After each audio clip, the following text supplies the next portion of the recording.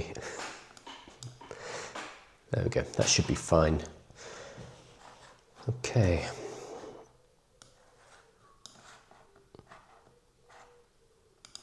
Morning TikTok. Morning everybody, and there we go. Right, fantastic. Hopefully the audio is okay. Tell me if it is not, but it seems to be working on my side.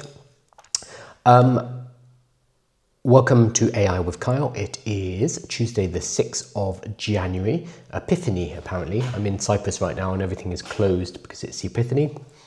Who knew? That's not something that I knew anything about, but here we are.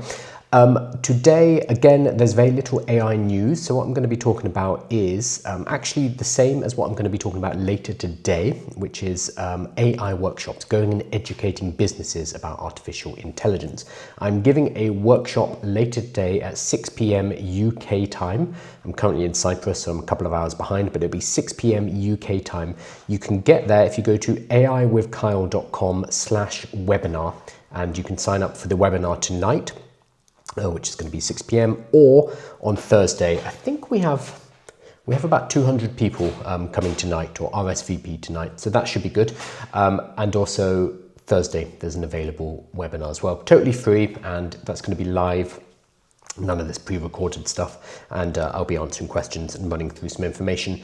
What I want to talk about today, because again, there's very little AI news at the moment, is a bit of a preview. I want to talk about how in 2026, educating businesses, specifically businesses, about artificial intelligence is going to be, well, it's a very, very profitable thing for you to do right now.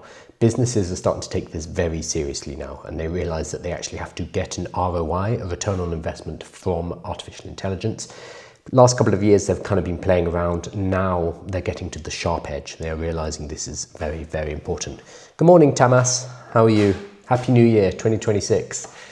I'm in Cyprus right now. Actually, I'll show you guys quickly before I start. There we go. Look at that sun. Sun and oranges on the trees and blue sky. I left the UK a few days ago, and I think it's -5 degrees centigrade in London right now, so I am happy to not be there at the moment. And sorry for anyone who still is. I'm sure it'll get nice soon though. Morning, Tamas.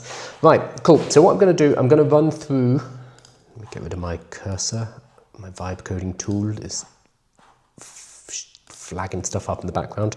I'm going to run through a presentation that's been put together by, that's no good, is it? By Notebook LM. So if you haven't used Notebook LM, I highly recommend checking it out. It is Google's kind of learning product, but you can also make slides with it. And that's what I've done this morning. Let me just faff around with this. Sorry about this. 1 second. Oh, annoyingly, it's a PDF, so that is just the size of it. Oh, being thick, I can zoom out. It's still very big. There we go. There we go. So, excuse me 1 second. Sorry to Mark, the editor, as well, while I faff around with this. It's because I have a temporary streaming setup at the moment, including a 30-meter long cable which goes to the internet, like sprawled through the house. It's not ideal, but it is what it is. Right, I'm gonna hop into this then. So what I'm gonna be talking about is giving workshops to businesses specifically. So educating businesses on how to use artificial intelligence, how their staff members can use it safely, what they should be using it on, what they should not be using it on. It is a really big opportunity right now. The most I've personally been paid for this is $4,000 for 1 hour of work. I used to make that in a month. So making $4,000, which is that £3,500 something like that, in 1 hour. Pretty mind-blowing. So I've been showing other people how they can do this as well. And I want to show you how, even if you don't consider yourself to be an AI expert, what you have is incredibly valuable for companies out there right now. The fact that you're watching me, some dude talking about artificial intelligence on a live stream, or you're watching this on YouTube, tells me that you're well ahead of the people who need this help. So I'm going to be talking about this. I'll run through this quick presentation. Again, there is a full webinar that's happening tonight. If you go to aiwithkyle.com/webinar, you can sign up totally free.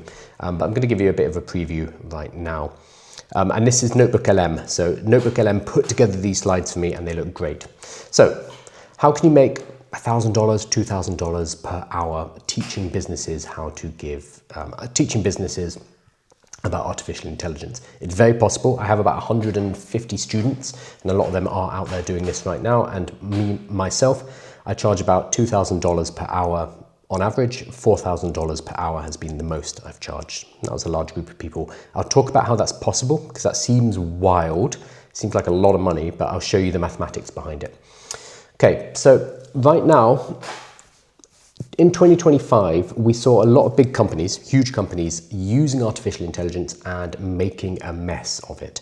Deloitte is the example that I'm always banging on about because they made a mistake not once, but twice. So they didn't learn from their mistake. So I think it was back in summer 2025, Deloitte did a report for the Australian government. And it was full of AI errors. It had hallucinations in it. It had made up footnotes. It had made up academics. It just made up papers. And somebody actually tried to track down one of these academics at the University of Sydney that was included in this report and realized they don't exist. So Deloitte had charged the Australian government, it was 440,000 Australian dollars for this report. Obviously, their staff members had just chucked it through artificial intelligence and then just given that report to the Australian government, and they got found out and they had to refund some of the money, quite rightly. The problem here wasn't that they'd used AI. Everyone's using AI. That's kind of where we're going, and it's getting better and better. The problem was they had not checked the AI's response. They hadn't bothered to actually use their human experts to see if the output was worthwhile. That is not an AI problem. That is a training problem. That's a problem in Deloitte, not training their staff members how to use AI appropriately, and it made them look like idiots. They then did it again. Deloitte, this was a different branch of Deloitte, this was Deloitte Canada, sent a report to a Canadian provincial government, again full of AI generated errors. So the same company, Deloitte, not a small company, huge company, made the same problem twice because they did not train their staff members sufficiently on artificial intelligence. Not only do Deloitte look like absolute idiots, not only did they have to refund some money, but they bring into question all consultants, all advisory companies. This is a huge blow to the industry just because they didn't train their staff members properly. This is happening all over, all industries, all sectors. There are problems where staff members are using artificial intelligence, but they have not been given the training to use it properly. That creates a big problem for companies, a problem that you personally can go and solve for them and get paid very well for it. So Deloitte was the most visible, but we're going to see a huge number of these errors moving forward and companies looking like idiots, basically. There's a couple of reasons for this. Probably the biggest is that a lot of staff members are using AI, but they haven't been sanctioned. They haven't been given training. The company and the corporate structure is behind the staff members in terms of AI adoption. So there was an MIT study, it was back in March, April, MIT Nanda put out a study. And one of the biggest, I think, actionable points in there was that of the companies who were surveyed, 90% of the respondent staff members said they were using AI. However, only 40% of the companies had provided them with an AI and with AI training. That means that an additional 50% more than were officially sanctioned, were using artificial intelligence. And they'll be using their own AI. They'll be bringing their own ChatGPT to work because they know it's useful, they know it's helpful, and they're going to go around whatever rules the business has put in place. There's a huge gap, and we call this shadow IT. It's when staff members use their own IT at work without it being sanctioned by the leadership. Generally, this doesn't happen because most of the time, when a new IT deployment is rolled out, a new CRM, a new email system, a new training system, or whatever it is, Most of the time, staff members find that annoying. It's a new password, it's a new login, it's a new website they have to go to, it's a new obligation. AI is different though. The staff members have realized, oh, this is really useful. This is going to help me do my job faster and better than I could before. I'm going to just use it, whether or not IT has sanctioned it or not. Creates a huge problem, and people in IT departments are in an absolute frenzy right now trying to work out what to do about this. Nomad says, is this being recorded? It's also 2 a.m. here in the US. Yes, this is being recorded. This will be on YouTube later today once the editors tidied it up. I'm also giving a webinar later, an official webinar. Right now I'm just doing a live, but I'm giving a webinar later. If you go to aiwithkyle.com/webinar, there's a sign up. I'm doing one on Tuesday, January the 6th, today, and one on Thursday, January the 8th as well at 6 p.m. UK time. There will also be a recording of that as well. So even if you can't make it, sign up and then you'll be sent the recording after, I think probably tomorrow we'll send out the recording. So you can grab a copy of that too. That's just kind of a more formal version of what I'm doing right now. Right now I'm just winging something using a Notebook LM slide deck because there's no AI news at the moment. But yes, jump in. And yes, it's 2 a.m. Go to bed. It's far too late. Tamas says, lucky you, I just came back from 2 weeks in Portugal and it was chilly and rainy. That's always a problem with Portugal. It's too close to the Atlantic. The reference point here is I'm currently in Cyprus, so it is very nice outside. And I'm looking to maybe relocate here, or probably relocate here more permanently later in the year. As much as I love the UK, it is very cold, dark, and a bit miserable. Cool. So what's happening right now is it's not really a bottleneck in the technology. It's not that the technology is not good enough. For the last couple of years, that's been the argument against AI, and it's been a valid argument. People saying it's trash, it's AI slop, it can't code, the images it creates are ridiculous, they have like 6 fingers, and the videos are rubbish, etc. That's been a very valid argument for the last 3 years, 2 years, with people saying, oh, don't need to worry about AI because it's crap. That's changing, and I think a lot of people have started to realize this. In programming, in coding, I gave a live about this yesterday. Claude Code, using Opus 4.5, has kind of been a tipping point for programmers and for coders when they've suddenly realized like, oh, this is really good. This is really, really, really good. And this is going to remove coding as a profession. We're still going to be doing other things, architecture, planning projects, you know, all of the higher, more abstract stuff, but coding itself, the AI is very good, and increasingly different industries are realizing this. Like the defense of AI is just a bit crap is no longer sufficient because the AI is getting really good, extremely good. So there's now something called the capability overhang. Ethan Mollick talks about this. OpenAI, the creator of ChatGPT, put out a tweet at Christmas saying this is the big problem right now. AI is accelerating, it's getting faster and better and better and better. We, humans, flesh bags, we are not. We are not using it in a better way than we were a couple of years ago. Most people are still using ChatGPT as a replacement for Google. That's a fine first step, but AI can do so much more. Google, you ask questions. With ChatGPT, you can have it help you ask better questions. Subtle but incredibly important difference. So the capability overhang is us as humans using ChatGPT, using Claude, using Gemini in the same way that we did 2 years ago, 3 years ago. We haven't increased the quality of our questions. We haven't increased the kind of work that we can do with AI, but the AI has shot off ahead. So there is a capability overhang today, gaps between model capabilities and how people actually use them. So progress will depend as much on helping people use AI well as on advances in frontier models. It's us who are lagging behind right now. So we need to upgrade how we use it personally, but also go and help other people in business, other people in our communities, other people in our demographics, etc., to catch up with this and to use it better, because there's a huge gap right now. So to do this, a lot of you will be sitting there right now watching this thinking, well, that's fine, but you know, I'm not a computer scientist, I'm not a coder, I don't know how to build models, I don't even know how a large language model works, what's a neural network. You don't need to know as much as you think you do. I totally get it. Imposter syndrome is a huge thing, and I understand wanting to know everything about a subject before helping other people. That said, there are different levels of how much you need to know about artificial intelligence.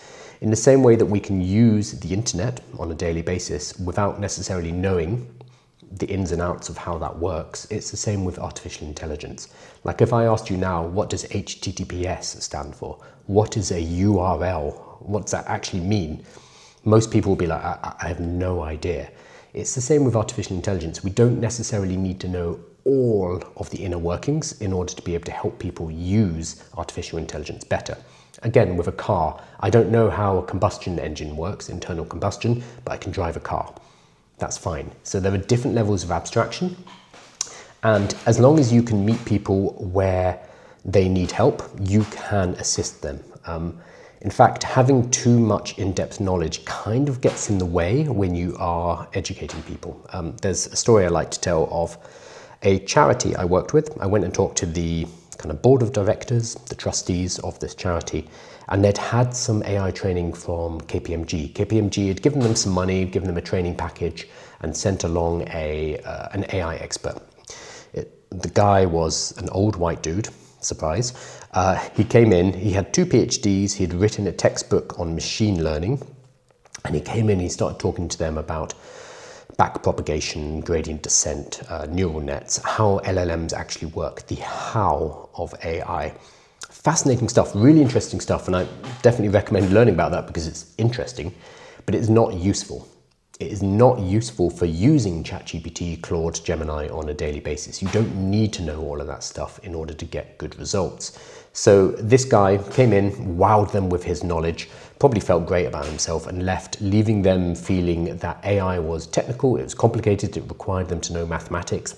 No, nonsense. I went in a few weeks later and basically said, look, can you use WhatsApp? And they're like, yeah, of course, I use WhatsApp every day. And I said, okay, cool. Well, that's a chat interface. So is ChatGPT. So we're going to download ChatGPT. We're going to use ChatGPT. And I helped them realize very quickly that this is not a highly technical skill. In fact, using an AI nowadays is very, very easy. It is not technical.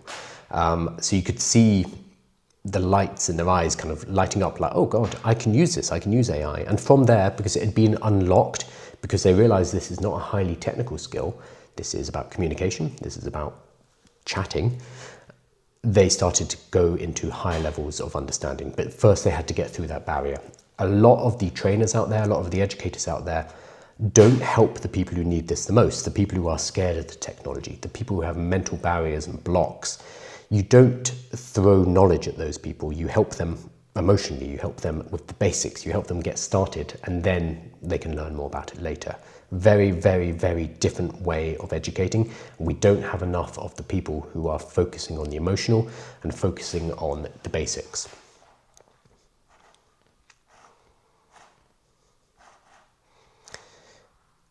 Thomas says, I should have chosen Cyprus. Yeah, I mean, it is very nice here.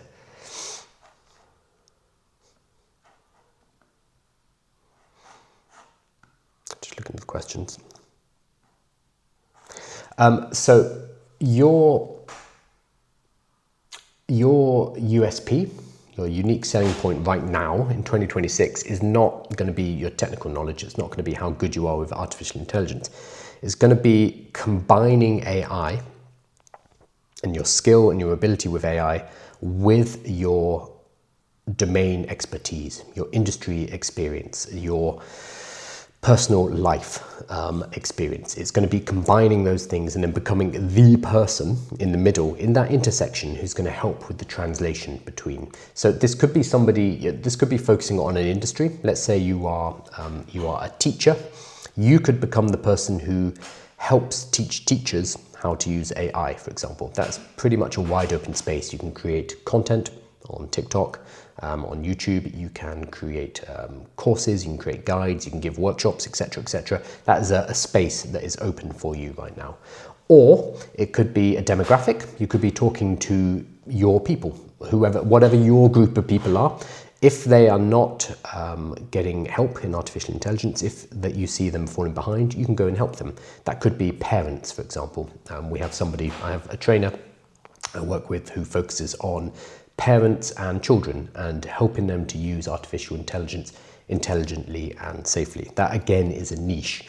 So there are lots of different ways you can split this, but what happens is you don't want to be a general AI expert. That's too wide. AI is too big. But instead you combine your industry, your demographic, your lived experience with your AI skill, and you carve out a niche there. That's where you're going to make money. Is not by being a general speaker. And the way to actually make money from this, and I've tested many ways, the way to actually make money is through workshops. So absolutely you can build up a social media following. That's something I've done. Tamas, who's on this live as well, has also done this, and I think got sponsored by Canva. I think it was Canva, which is really cool. You can absolutely do that, but as Tamas will tell you, it's hard. It's hard work. It's taken me years to get to this point. Years of producing videos, putting out videos, not having any growth, not having any results, and then slowly building over time. Yeah, maybe you'll be an overnight success, but it is very difficult. So that's one way of making money. It's just quite hard. Another way is consulting. Consulting pays very well. You can go in, you can do advice, you can do consulting, you can do implementation for companies, but it requires you to have a track record. They are going to ask, well, what have you done before? So breaking into that, if you haven't done that before, is tricky. Absolutely, you should do it. It's just not the easiest thing to start with. What I think works really well is workshops. So workshops are great because they're based on content, they're based on education, which is the strongest part of social media, is education and building your authority. That's what you can do with social media. But unlike social media, you get paid for it immediately. When you go and give a workshop, you will get paid immediately for your time. So you're not waiting 6 months, you're not waiting 12 months, but instead you go and you educate, you provide content and you get paid. Great. At the same time, because you are providing content and education, you are opening the door for the other work. You're opening the door for consultation, for advisory, for implementation work. So workshops sit in this nice kind of middle ground between social media, building up your name in the space, becoming an authority, and going straight into consulting and advisory. You can take the best of both worlds and put it into a workshop and then go and get paid for giving that workshop. So the workshop, yes, it's an asset, it's something you get paid for, but it's also the first step in a wider business of consulting, of advisory, and then on the front end, you plug on social media and turn this into a full business. But first you need to nail the core, which is going to be your workshop. And workshops, it sounds complicated, but a 1 hour workshop is fairly simple. I'm going to be talking about this more in the webinar I give later today. I'm going to be giving a webinar at 6 p.m. UK time, totally free. If you go to aiwithkyle.com/webinar, there's a registration, and I'm going to talk through what you put inside your workshop. But this is roughly what a 1 hour workshop looks like. An introduction is going to be about 10 minutes. You're talking about them. You do not talk about yourself. I have a slide in my workshop which comes, I don't know, a few slides in where I'm finally like, oh, who am I? And I quickly give them some blurb, but it's not about you, it's about them. So you want to ideally find out as much as possible about the people you're talking to and include lots of hooks, lots of references to them, who they are inside of your introduction, because you need them to know this is for them. Next up, mindset. So when you are teaching very basic groups, there's no point you rushing in and talking about how to use AI. You need to get them over psychological blocks first. The biggest lever that I pull is showing them that using AI is not a technical skill, it is a communication skill. So if they have managed, if they have led, if they have a team, or if they've ever written an email or any kind of report, they've used communication at work before. So that's what I like to hone in on, basically saying, using ChatGPT, using Gemini, whatever it is primarily about communication. It's about clear communication. If you are able to communicate what it is you want in your head into written language, you will do very well with AI, because we need to knock down the barrier that AI is highly technical. And there's a lot of people out there trying to obfuscate it, trying to make it seem more complex than it is. It's not really. We just need to show them, hey, if you can use WhatsApp, you can use ChatGPT. We need to lower their barriers. After that, the most important part of a workshop is an exercise. You need to walk them through an exercise actually using what it is you've taught them. So for me, generally the exercise is 20 to 30 minutes of the 60-minute workshop. The reason for this is using AI is a skill. I could go up there and just talk about prompting and best practices and the settings and adding custom instructions. Sure, we could talk about that kind of stuff, but as soon as they leave the room, they haven't actually learnt anything. We need to get people using AI inside of the workshop so that it sticks. This is also, if you're not comfortable with public speaking, if you find the idea of being on stage or on screen terrifying, kind of a godsend. So for when I give a 1-hour workshop, I'm talking for maybe half of that, sometimes less. You aren't actually the center of attention for the whole of the workshop. You shouldn't be. It's about them.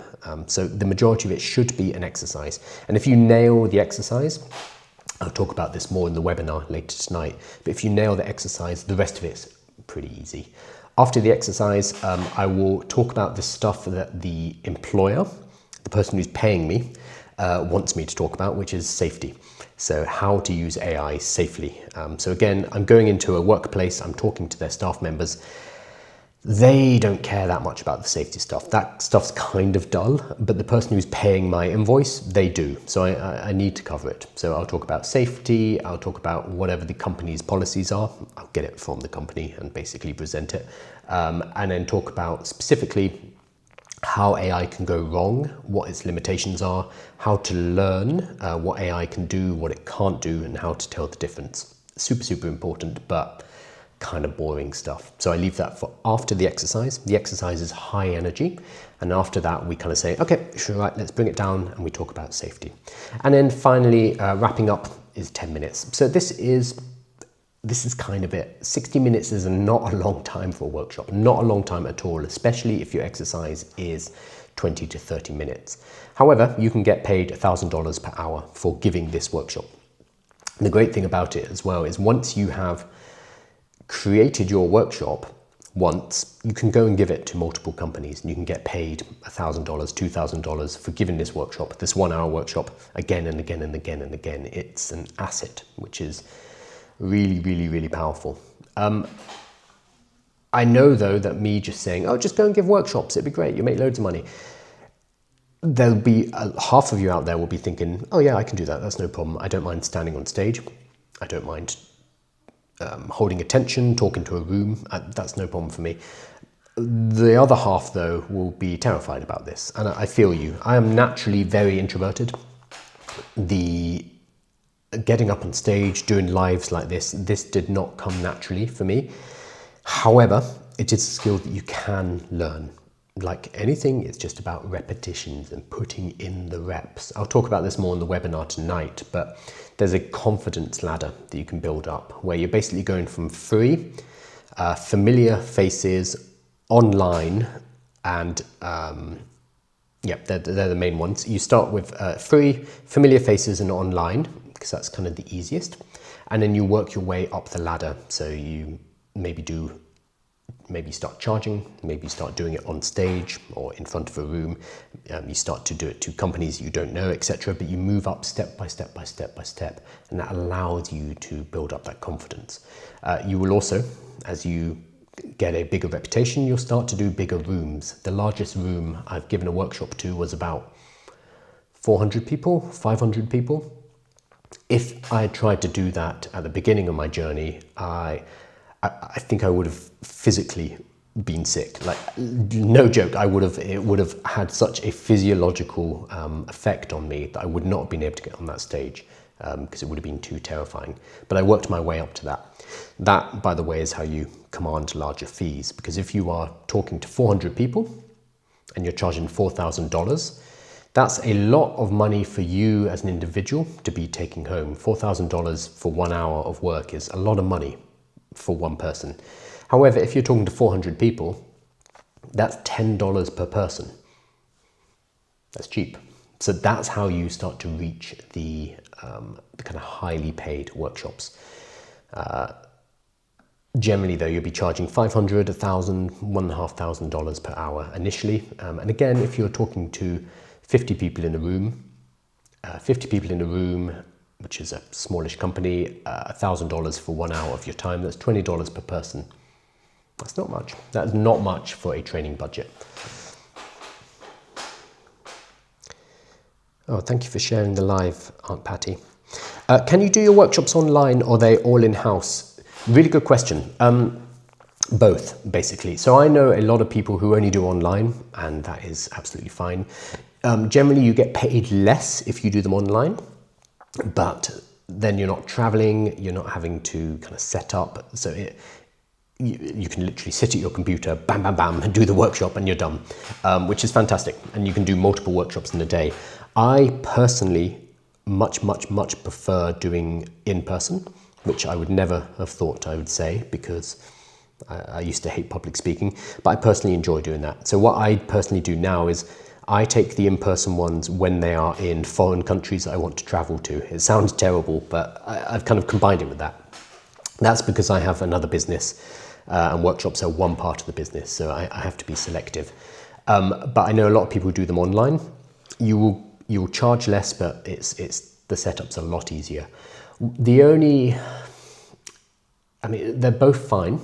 The only difference with online, or the main difference, is exercises, because you need to break people into different kind of groups and into rooms. So you need to be a lot more thoughtful about how you're going to do that exercise. With things like Zoom and Zoom webinar, you can break people into what they call breakout rooms, and so they can do the exercise together, which is 100% doable. It's just a bit more fiddly. And it's going to depend entirely on how large the audience is. So if you have a couple of hundred people online, suddenly you're going to need an assistant who's dealing with the breakout rooms. You're going to need to be a bit more careful about who's attending the event. Like if it's a public event, do you want to put strangers together in a room? There are like certain things you need to think about. This is all in the AI workshop kit, which is something I've prepared.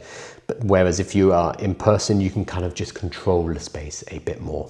You have a lot more flexibility in how you run.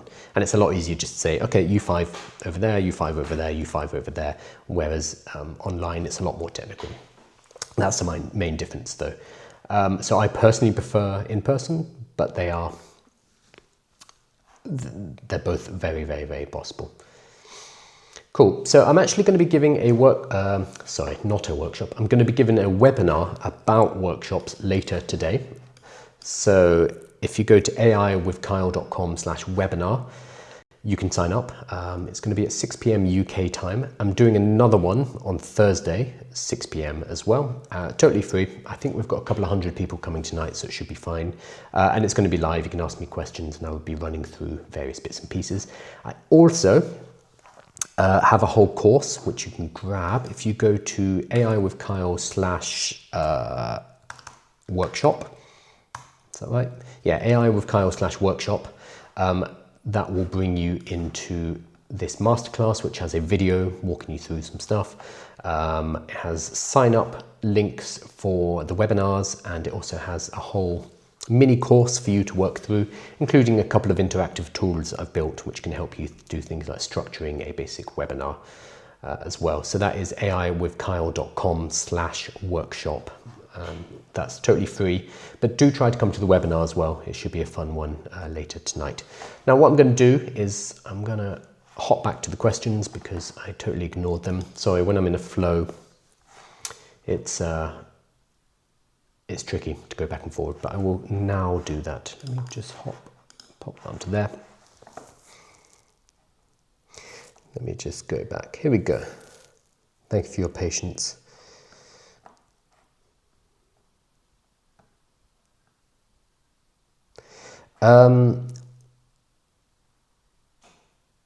Could I use Lovable to set up my e-com? You can, I wouldn't though. If you are setting up e-commerce specifically, just use Shopify, honestly. So Lovable primarily builds web apps, applications that live on a website. Very, very, very good at that.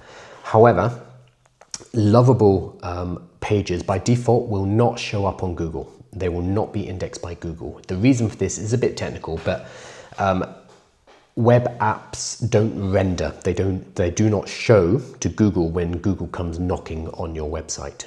They will just show a white screen, and Google's crawlers, its bots will come to that website and they'll be like, nothing here, I can ignore it. That is really bad news if you're running an SEO, search engine optimized, focused e-commerce site. If you're trying to get people via Google to your website in order to buy stuff, and Google cannot see what's on your website because it's just a blank page because Lovable built it, then it's not going to work. End of. So Lovable is not really the right tool for this. There are ways to convert a Lovable page into something that Google can see.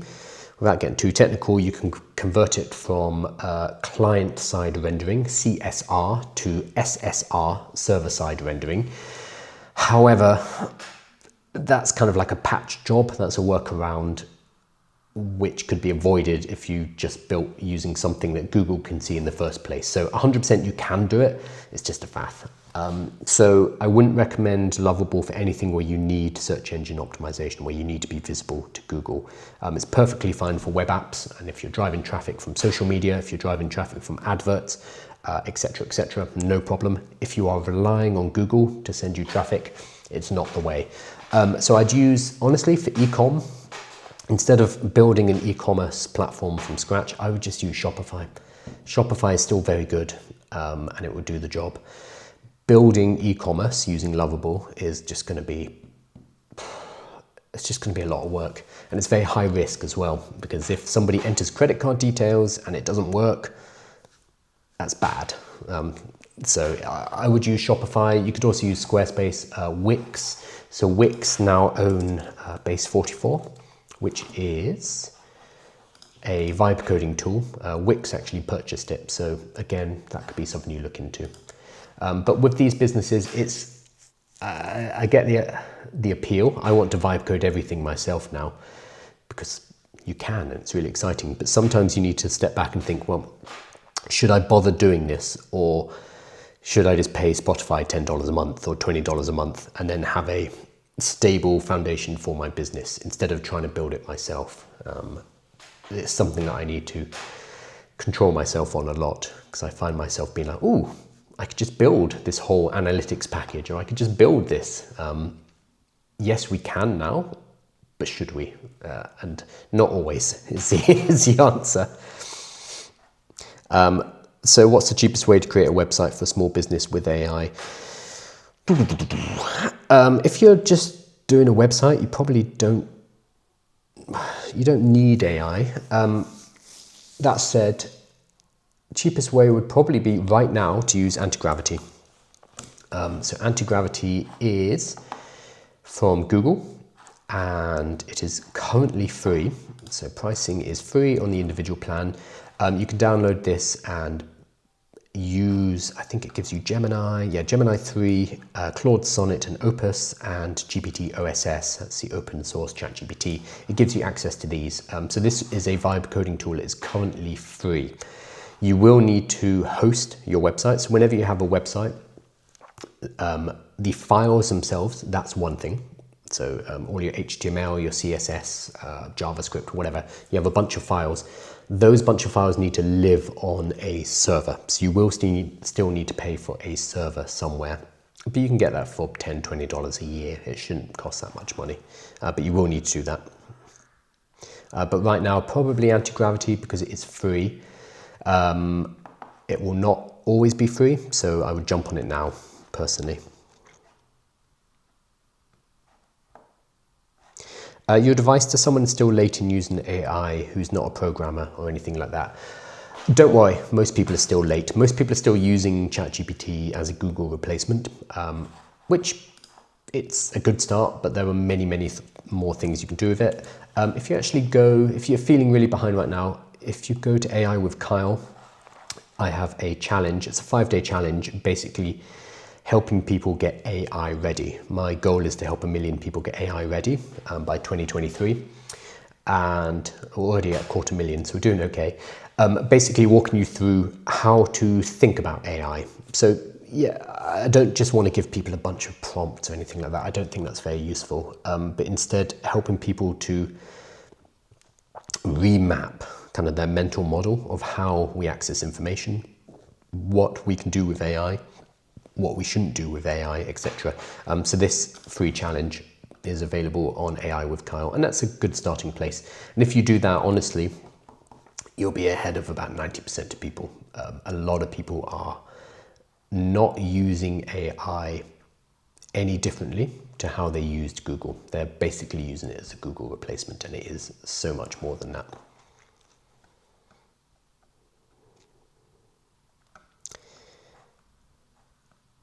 Pre-record. Oh, Lani. You can pre-record workshops. So I don't personally recommend it. The reason is you're not gonna be able to charge as much. So you could pre-record a workshop and sell someone a video recording. The purpose of a workshop, though, is that it should be interactive. It's about actually having people work through the skills in their own time, being in the room with them or being online with them, and being able to help them work through blocks, being able to see people who are struggling, being able to go and help them work through whatever it is that's keeping them back. The workshop is really about applied learning. If we were just pre-recording, people could find videos on YouTube. People could use e-learning. The whole purpose of a workshop is kind of to force people to learn, because all of this information is out there. Information is not the problem. There is too much information. The complication is in getting people to act on that information and for it to become an inherent skill for them. That's the difficult part. And that's what a workshop's really good at doing, because you're saying to a company, okay, you are going to sit your staff members down for 1 hour. I'm going to come in. I'm going to talk to all 50 of them, 100 of them. And at the end of that hour, they will have gained these skills. A learning and development department, an HR department need those kind of metrics, those kind of rubrics. Otherwise, well, that's their job, basically. They're given goals and they need to show progress and learning and development in the staff members. If they just gave people a recording, there's no guarantee that people are going to watch that recording. There's no guarantee that people are going to learn any skills from those recordings. You can sell e-learning, or embedding, but I would generally recommend doing it off the back of the workshop. So you use the workshop as an introduction. You charge $1,000, and then off the back of that, you can sell training programs, and you can sell pre-recorded material, and you can charge 10,000, 20,000, 50,000, whatever it is. But that's a second sale. That comes after the first workshop. So I personally don't recommend selling pre-recorded initially, because you can't charge as much and it's not as effective as a learning tool.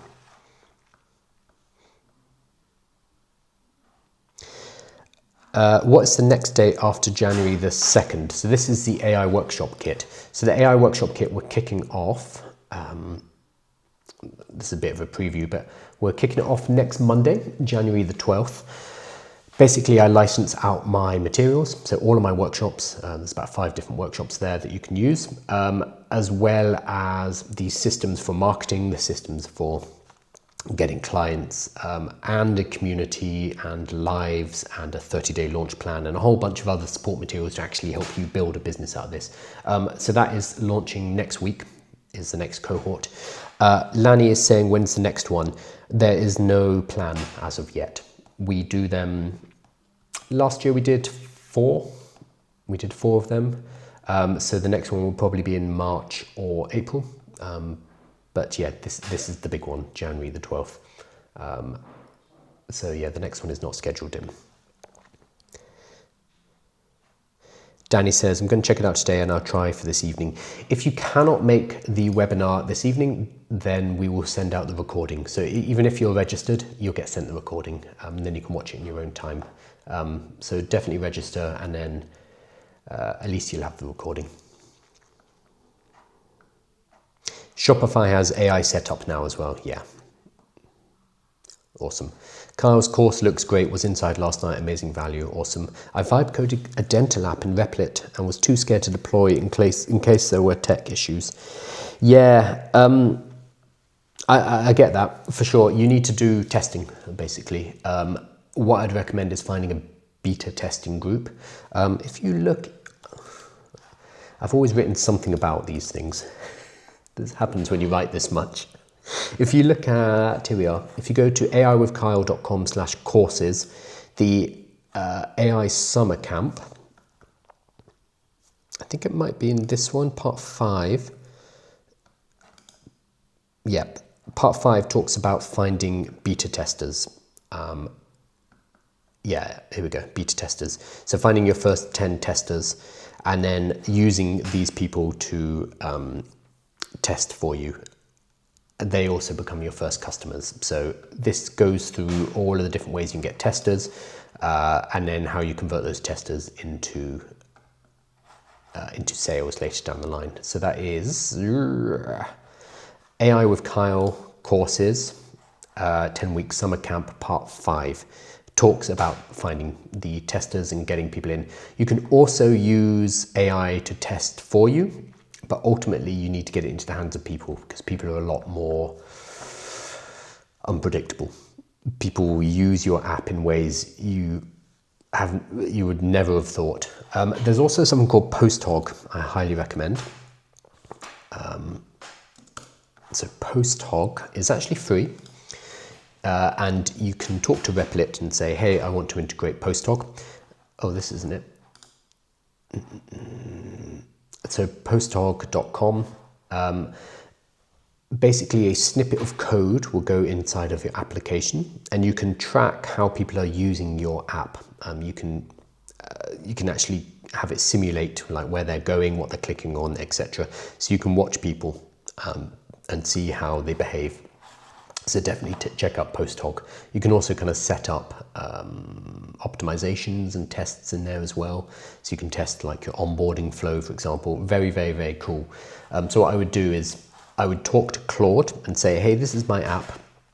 This is what it's meant to do. I'm a bit worried about people breaking it. So I need to set up some testing. What would you recommend? How can we do this automatically? And then also ask Claude, I want to add PostHog so I can monitor how people use it and get a better idea of what's going wrong. How do I do that? And it will give you the full setup guide. It is, fair warning, it's a bit fiddly, but it's well worth it. Well worth it. So PostHog, POSTHOG. Oh, you just got a developer. Okay. If you have a developer, that's the easier answer. The easier answer is just pay someone. Awesome advice, thank you. No problem. Oh, you're in Sydney, ex-Londoner. Sydney's lovely. And London right now is, let me pull it up. London is -2 degrees and moderate snow and ice warning. I am currently not there, as you can see from that camera. But yeah, Sydney is also very nice. Yeah, awesome. Fantastic. I think that's all of the questions. So Lanny said, not sure if I can make it after January the 12th. So, sorry, if I can make Jan 12th. So Jan 12th, what I would say is the only live components are, funnily enough, the lives. There's going to be 4 or 5 live sessions where I hop on and we'll be answering questions. The rest of it you can do in your own time. So the course material, all of the materials, workshop materials, etc., the walkthroughs of the workshop, that's all available for you to consume at your own time, at your own leisure. Also, if you cannot make the lives, it's also tricky because you're in Australia, like there's a time zone thing. If you can't make the lives, what we do is you can, if you have a pressing question, you ask the question before the live, and then at the beginning of the live, I'll go through the questions that people have answered and basically rattle through them, and then we'll tag you in so you can actually find the answer. So it's not quite as synchronous as being at the live, but it's a way for you to get answers for burning questions. And when we do the next cohort, which again will be probably April, and then we'll do one in summer, and then we'll do one in October, Everybody from all of the previous cohorts are invited to the lives. So we have people from cohort 1, cohort 2, etc. coming to the cohort 5 and 6 lives, because that means it's not just me. Well, one, it means that you don't just get the 4 lives, you can come to any live moving forward from that point, and you can ask questions, doesn't matter what your question is. But 2, it means it's not just me blabbing on about workshops. We can actually talk to other people, the other students, 120 I think we have, people who are giving workshops, and they will often have more relevant knowledge for the particular question. So I mentioned earlier, we have somebody who works in parenting and kids and gives workshops to kids and parents. So whenever I have a question about AI, for parents, or AI safety in children, it's really useful to be able to say, hey, Vinita, this is something that you know a lot more about. Are you able to field this question? So it becomes this kind of, this brain trust of people who are working in all different sectors all over the world, talking to different types of people and being able to pull all of that information in one place. So if you can't make the lives on January the 12th, it's not the end of the world, because 1, there's so much more asynchronous material. 2, you can get the live recordings. 3, you can ask questions before the live and I'll answer them. And then 4, you can also come to any live at any point thereafter as well. So don't worry too much about the dates for that reason. Oh, or April. April works. Perfect. Quirk in the Click. We chatted about Notebook LM the other day on the live. I created a prompt helper notebook and linked your website. Awesome. Yeah, Notebook LM is, I feel that I need to talk about Notebook LM every week. So before I did this workshop, because there's very little AI news at the moment, I was like, I'll just throw together a presentation. And this presentation that you've just seen was created by Notebook LM. So what I did, I came in here and I gave it information from one of my, here we go, this masterclass. I basically got this information from lesson 1, lesson 2, lesson 3, lesson 4, etc. Dropped it into Notebook LM and it produced, you should be able to see it on screen. Yeah, there we go. It produced this presentation for me. Really cool. I also had it produce a few other bits and pieces. It made a, oh, why is that not working? It made an infographic, which for some reason isn't loading properly, but was kind of cool. Let's see if I can get it. But it's an amazing learning tool for anything you want to learn, basically, because it could do audio, video, mind maps, reports, flashcards, quizzes, etc. It also made me a video. Let's see if that one works. There we go. So this is an explainer video. Felt like you're sitting on a gold mine of AI knowledge, but very American, but there we go. Notebook LM is also free. It's just one of these products that Google has put out and not really told anyone about it. But everyone that I've mentioned Notebook LM to and they've gone and tried it has come back to me and been like, oh my God, this is amazing. It's really, really, really cool. So make sure you try it out and go and tell other people about it as well, because it's super, super cool. Oh, you can't see the screen on TikTok. What happened? Oh, it's changed. That's unhelpful. Oh, well. So looks like TikTok has switched to another screen, or it's frozen. I don't even know what screen that is. Sorry about that for anyone who's on TikTok, because you'd be like, what is he talking about? There we go.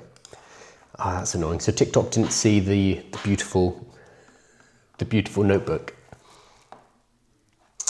Lani says, I haven't tried Notebook, I use Gamma. Gamma's great. And Tome. Is Tome still around? Yeah, sorry, David. I have so many screens up at the moment, or so many, there we go, so many windows that I think it's slipped, annoyingly. That's very annoying. But the recording is available on YouTube if you want to see the presentation from earlier. Thanks, Tamas. Gamma's great, but Gamma's paid. Notebook is free. The main problem with Notebook at the moment is you can't edit this. So once it's created something like this, I can't click on this and edit it. However, Manus have created the ability to edit the Notebook LM images. So you can use Nano Banana and Notebook LM style slides inside of Manus, and then you can edit it fully. So you can select text, you can move things around, which is extremely cool. And I imagine that Notebook LM will add that kind of functionality themselves, because what it's actually doing is it's generating this slide. This slide is an image created by Nano Banana Pro, which is really cool. Really, really, really cool. Right. That's an hour. I'm going to stop blathering and I'm going to go and get some sun. Once again, I'm giving a live webinar tonight, 6 p.m. The URL to get there is aiwithkyle.com/webinar. It's totally free, and I'll be talking about workshops. I'll be going into a bit more detail than I did now, talking about the opportunity, how you build a business around it. Also talking about public speaking, if that's something that scares the hell out of you. I'll talk about how you can get into that. So that's going to be 6 p.m. tonight. And there's also going to be one at 6 p.m. on Thursday. If you cannot make them, still register, and then you'll get the recording sent to you the day after. So hopefully I'll see a few of you on that. If you can bear to listen to me talk about AI and AI workshops anymore, this is what I do, I guess. Cool, thank you guys, and have a lovely day, and I'll see you soon. Good luck in London, I miss home. Well, I'm not in London, so because it's -2 degrees. Thanks guys, and see you soon.